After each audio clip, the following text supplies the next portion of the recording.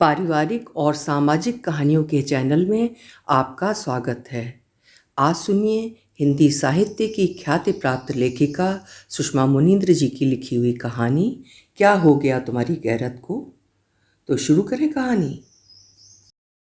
दिव्य देव शादी कर रहा है। पोस्ट ऑफिस से लौटे शिवानंद ने गौरी को पत्र थमाया। सूचना चौंकाने वाली है। पत्र समाप्त करते हुए गौरी के स्वर में चौंक बैठ चुकी है। हाँ, दिव्य देव शादी कर रहा है। एक कोने में मेज लगाए हुए पढ़ रहा रामानंद तेजी से पूछने लगा, माँ, हम मामा की शादी में जाएंगे? माँ, हम मामा की शादी में जाएंगे। अग्रज की बात को दोहरा कर कहने की देवकन्या की आदत है। चौंक और चाव में गौरी कोई मुकम्मल उत्तर न दे सकी। दिव्य देव पत्र भेजकर बहुत चौंकाता है। तब चौंकाया था, जीजा मैं मजिस्ट्रेट बन गया हूँ। गौरी चौंकी थी। दिव्य देव इतना बड़ा हो गया कि जज बन गया। फिर चौंक रही है, इतना बड़ा हो गया कि शादी कर रहा है। घर छोड़ने के बाद कुल जमा यही 2 पत्र हैं जिन्होंने दिव्य देव के सकुशल होने की खबर दी। पहले पत्र में पता ठिकाना नहीं लिखा था, इस बार लिखा है। गौरी के पक्षमों में नमी भरने लगी। बताओ तो, फ़ोन नंबर नहीं लिखा, वरना मैं दिव्य से अभी बात करती। मामा ने हमें बिल्कुल याद नहीं रखा, वरना कभी कॉल करते। देवकन्या अज्ञानता में बोल गई। भरा है गौरी का दिल। बेटी, जब दिव्य हमारे घर से गया हमारे पास टेलीफोन नहीं था, और अब वो हमारा मोबाइल नंबर कैसे जानेगा? शिवानंद ने कटुता का प्रदर्शन किया। गौरी, भाई का पक्ष करने की तुम्हारी आदत नहीं जाती। चाहता तो हमारा सेल नंबर मालूम कर लेता, कभी मिलने आता, लेकिन जजी क्या पा गया, तुपकदार बन गया। दिनों बाद अच्छी खबर मिली। गौरी ने सच कहने का खतरा उठा लिया। अब तो उसे कोसना छोड़ दो। बरसों खिलाया है उसे। उसने हमारे घर का जितना अन्न खाया उससे अधिक गालियां खाई हैं। भाई जजी क्या पा गया, बहन की आवाज़ में ताकत आ गई है। ये इसी लायक है। पत्र भेजकर विरदावली सुना रहा है, मिलने आ जाता तो इज्जत उतर जाती। तुम्हारी इज्जत उतरती। दिव्य कितना लाचार होकर रहा इस घर में। पोस्ट ऑफिस की मेरी छोटी सी नौकरी, फिर भी उसे पूरे 4 साल खिलाया, कहती हैं लाचार हो। गौरी चुप हो गई। इस आदमी का कोई इलाज नहीं है। शिवानंद फनफनाया, लेकिन रात में लेटा तब तेजी से सोचता रहा। दिव्य का ब्याह, ये फनफनाने नहीं, माल बटोरने का मौका है। वर का जीजा शादी ब्याह में हस्ती की तरह होता है। कन्या पक्ष को नाच नचाने का उसे पूरा अधिकार है। मैं पूरे आयोजन में प्रमुख बनकर रहूँगा। दिखा दूंगा आयोजन में व्यवस्थापक बनकर किस तरह रहा जाता है। कन्या पक्ष ने कंजूसी या चालाकी दिखाई तो ऐसा सबक सिखाऊंगा कि जान लेंगे किस रंगरूट से सामना हुआ है। न जाने इस बेगैरत दिव्य देव ने दान दहेज तय किया कि अकेला जान लड़की वालों ने फांस लिया। बहुत संभव है दिव्य गौरी को देखकर विह्वल हो जाए और खजाने से लेकर पूरी जिम्मेदारी गौरी को सौंप दे। तब मैं आसानी से वारा न्यारा कर लूँगा। सोचते हुए शिवानंद को थोड़ी सी ग्लानि हुई। दिव्य के प्रति थोड़ी सी सदाशयता दिखाई होती तो ये बड़े फायदे का सौदा होता। खैर, सुबह शिवानंद एकदम कर्तव्य परायण था। गौरी, दिव्य उम्मीद कर रहा होगा हम उससे मिलें, इसीलिए पता ठिकाना लिखा है। चलो देख आए क्या कार्यक्रम है, हमें सब संभालना पड़ेगा। गौरी को उम्मीद नहीं थी शिवानंद दिव्य देव का मुख देखना स्वीकार करेगा। स्फूर्त हो गई। मेरा बस चले तो उड़कर चली जाऊं। बाजार जाओ, अपने और बच्चों के लिए कपड़े खरीदो। दूल्हे के जीजा जीजी का बड़ा महत्व होता है। ठीक कहते हो। जाने की तैयारी करते हुए गौरी बार बार आंखें पोंछती रही। अकेला पड़ गया था दिव्य देव। समय के चाबुक ने जो निशान उसकी आत्मा पर छोड़े होंगे, सूखे कि नहीं। गौरी के 10 वर्ष बाद जन्मा दिव्य देव। स्थानीय केबल फैक्ट्री में रोजंदाजी पर काम करने वाले वर्कर बाबूजी ने उसके लिए छोटा सुंदर हैट खरीदा था। अम्मा बलिहारी जाती। दिव्य हैट पहनकर बाबू साहब लगता है। बाबूजी हंस देते। एक दिन बाबू साहब बनेगा। वो बाबू साहब बना, लेकिन ना अम्मा जीवित रहीं ना बाबूजी। अम्मा प्रसव में गईं। पेट में बच्चा मर जाने से देह में जहर फैल गया। बाबूजी फैक्ट्री में ड्यूटी करते हुए दुर्घटनाग्रस्त हुए। 2 दिन अस्पताल में तड़पे, तीसरे दिन शांत हो गए। 11वीं के इम्तिहान की तैयारी करते दिव्य देव के समक्ष डरावने अंधेरे थे। गौरी उसके साथ रही, फिर इम्तिहान के बाद उसे अपने घर ले आई। संरक्षण देने के नाम पर शिवानंद ने अम्मा के गहने, मुआवजे की रकम, गृहस्थी के सामान पर कब्जा जमा लिया। शुरुआती दिन मुआवजे की खुमारी में निकल गए। फिर दिव्य देव शिवानंद की आंख की किरकिरी बन गया। गौरी स्मरण कराती, बाबूजी का जो भी पैसा मिला है दिव्य का है, उसके नाम से अपने पोस्ट ऑफिस में जमा कर दो। शिवानंद का मुख अरुण हो जाता। सब दिव्य का है, तुम्हारा क्या है? बाबूजी ने दहेज तक तो ढंग का दिया न था। घटिया इंतजाम देखकर हमारे गांव में हमारी जो भद्द पिटी मुझे याद है, और अब तुम्हारे इस भूखे नंगे भाई को ढो रहा हूं। धीरे बोलो, घर बहुत छोटा है, दिव्य सुनेगा। सुना ही रहा हूं। पान सिगरेट की दुकान खोले और अपना खर्चा चलाए, पढ़कर कलेक्टर नहीं बन जाएगा। दिव्य देव सुनता, फिर भूखा सो जाता। शिवानंद के सो जाने पर गौरी भाई को उठाती और अपनी कसम देकर 2 कौर खिलाती। कौर चबाते हुए दिव्य देव को लगता वो दरवाजे पर डटा हुआ खजहा कुत्ता है, जो लात सहकर भी नहीं जाता कि रोटी मिलेगी। कई बार सोचा भाग जाए, पर गौरी रामानंद व देव कन्या का लगाव जाने न देता। गौरी जीजी उसके साथ रातों को जागी है, उसकी भूख में सम्मिलित हो भूखी सोई है। अम्मा बाबूजी के संस्मरण सुनाते हुए उसे सहेजती सकेलती रही है। स्नेह तंतुओं को तोड़ना सरल न था, लेकिन शिवानंद निर्दयी होता गया। फैसला लेना ही था। जीजी, तुम्हें बाबूजी के साथ काम करने वाले नरहरि चाचा की याद है? मैंने उन्हें पत्र डाला था कि फैक्ट्री में कुछ काम दिला दें। उन्होंने लिखा है उनका बेटा अनुराग किसी निजी स्कूल में पढ़ाता है, वे उसी स्कूल में मुझे लगवा देंगे। गौरी टूट गई। नहीं दिव्य, जीजी तुमने मुझे बहुत सहारा दिया। बीकॉम फाइनल का एग्ज़ाम मैंने दे दिया है, अब मुझे कुछ करने दो। न कर सका तो लौट आऊँगा। नहीं दिव्य, आता जाता रहूँगा। शिवानंद ठीक सामने आ गया। जाओ, मेहनत मजूरी करोगे तब जानोगे इस महंगाई में 2 जून की रोटी किस कठिनाई से मिलती है। जाओ, बला से पिंड छूटे। गौरी ना सह पाई। तुम्हारे लिए बला है, लेकिन मेरा भाई है, हमसे तो नरहर चाचा नेक। एक मैं ही बुरा हूं जो इसे 4 साल से मुफ्त की रोटी खिला रहा हूं। गौरी की अरज विनती न शिवानंद ने सुनी, न दिव्य देव ने। जीजी रोना मत, भगवान ने पेट दिया है तो रोटी भी देगा। दिव्य देव चला गया। स्कूल मास्टरी और कानून की पढ़ाई एक साथ करता रहा। जब गौरी और बच्चों की याद आती चला आता। शिवानंद ऐठ जाता। बड़ी अकड़ से गए थे साले बाबू, अब क्यों चले आए? जीजी से पैसे झटकने? गौरी ढाल सी तन जाती। मिलने आया है। पैसा झटकने के लिए मिलना पड़ता ही है। हाँ, गड्डियाँ रखी हैं मेरे पास जो इसे थमा दूंगी। उसके कारण जीजी को अपमानित होना पड़ता है, सोचकर दिव्य देव ने आना जाना बंद कर दिया। शिवानंद सोचेगा पैसे की मांग की होगी, इस आतंक से गौरी को कभी पत्र ना लिखा।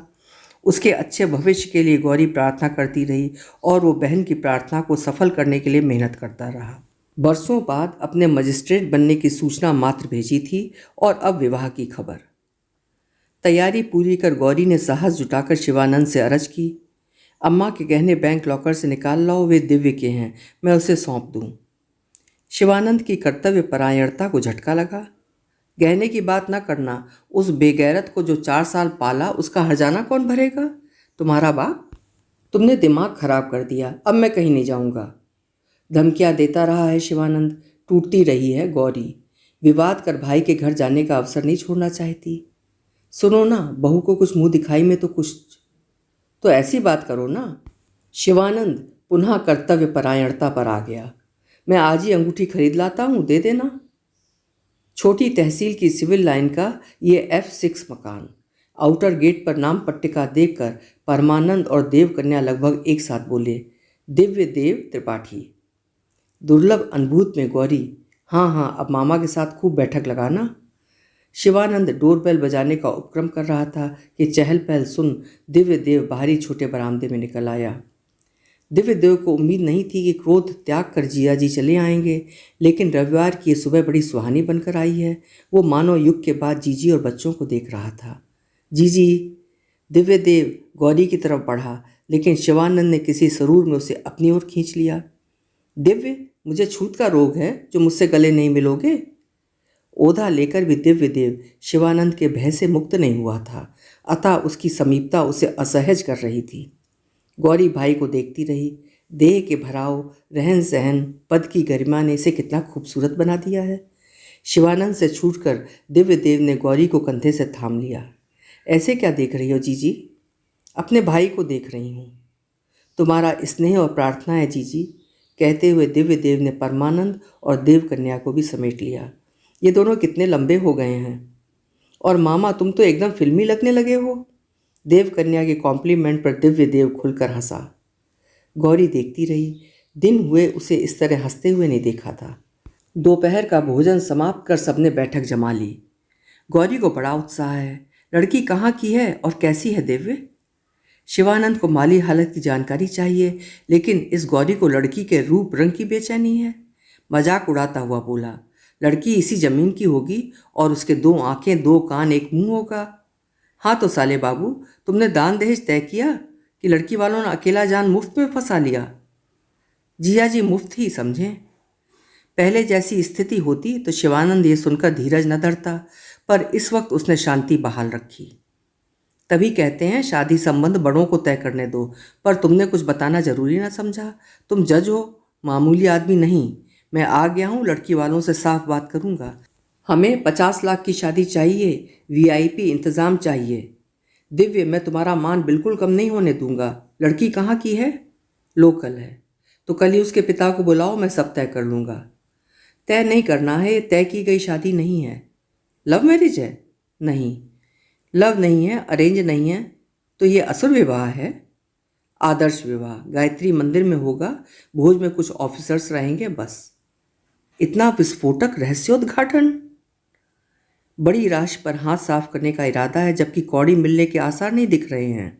जी चाहा दिव्य को वही प्रताड़ना दे जो देता रहा है, पर समय गलत प्रसंग पर जाने का नहीं है। तब भी कर्कश हो ही गया। तुम पागल?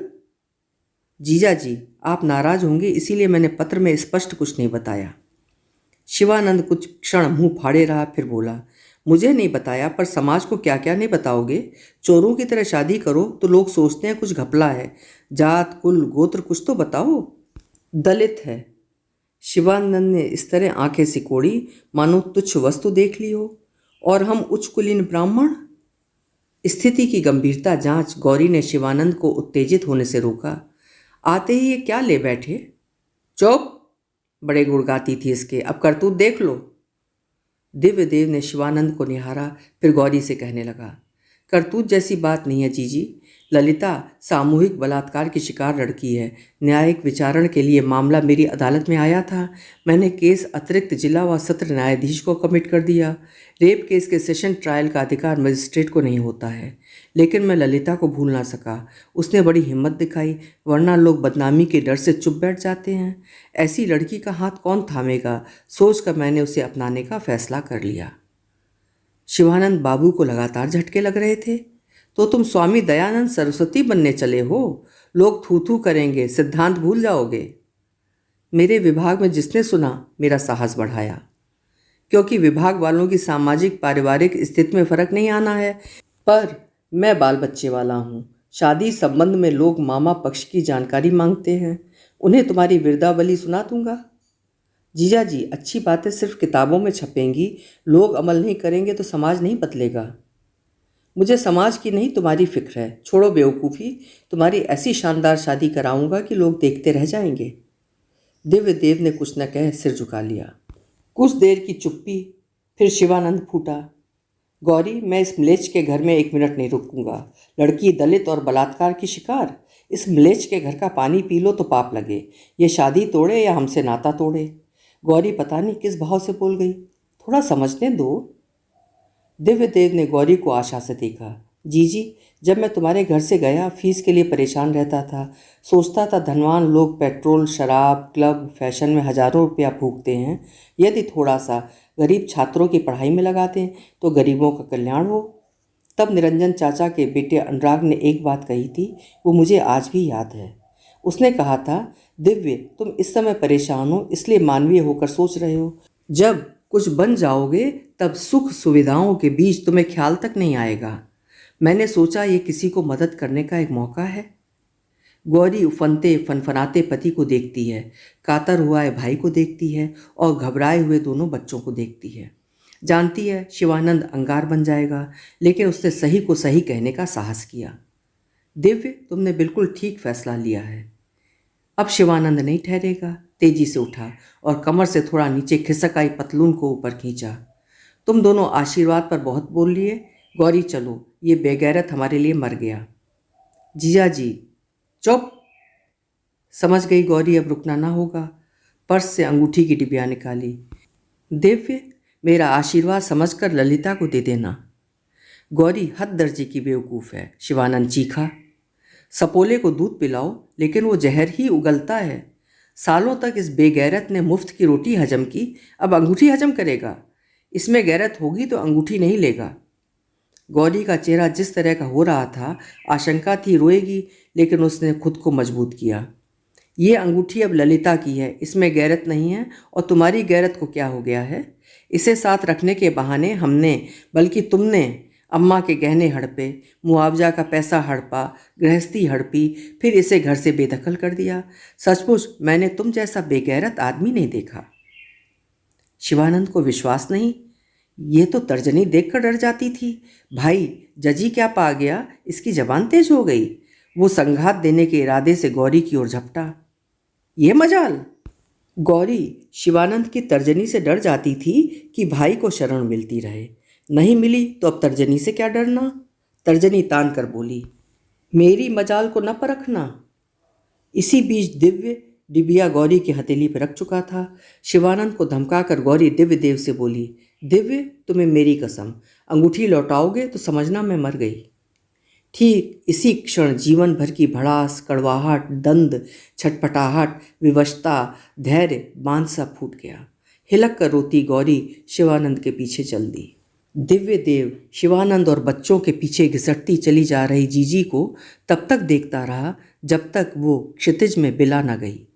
फिर उसने डिबिया खोलकर स्वर्ण मुद्रिका निकाली और जीजी का आशीर्वाद समझकर माथे से लगा लिया। अभी आप सुन रहे थे सुषमा मुनींद्र जी की लिखी हुई एक बहुत मर्मस्पर्शी कहानी, क्या हो गया तुम्हारी गैरत को। कल मिलेंगे फिर किसी उम्दा कहानी के साथ। आपका समय शुभ हो।